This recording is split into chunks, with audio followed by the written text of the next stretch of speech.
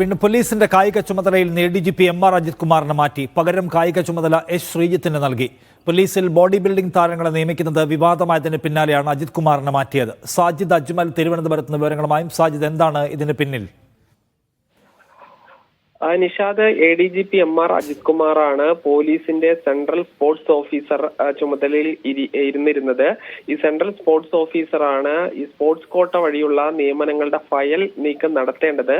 ഈ നിലവിൽ തന്നെ വിജിലൻസ് കേസ് ഉൾപ്പെടെ ഉള്ളതിനാൽ പല നിയമനങ്ങൾ നടത്തുന്നതിനും അദ്ദേഹം മടിച്ചു എന്നുള്ളതാണ് വസ്തുത. ഈ ഏറ്റവും അവസാനം കണ്ണൂരിൽ നിന്നുള്ള വോളിബോൾ താരത്തിന് സിവിൽ പോലീസ് ഓഫീസർ നിയമനം നടത്തണം എന്ന ഒരു നിർദ്ദേശമുണ്ടായിരുന്നു. അതിനും അദ്ദേഹം മടി കാണിച്ചിരുന്നു.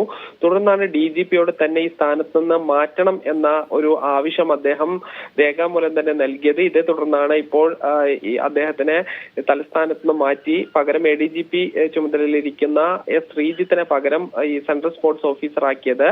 അതിനിടെയാണ് ഈ കായിക ഇനത്തിൽ ഉൾപ്പെടാത്ത ബോഡി ബിൽഡേഴ്സിനെ ഈ CIമാരായി നിയമിക്കാൻ ഉള്ള നീക്കവും സർക്കാർ നടത്തുന്നത്. അതിനിടെയാണ് ഈ പ്രധാന ചുമതലയിൽ മാറ്റം വന്നിരിക്കുന്നത്. ശരി.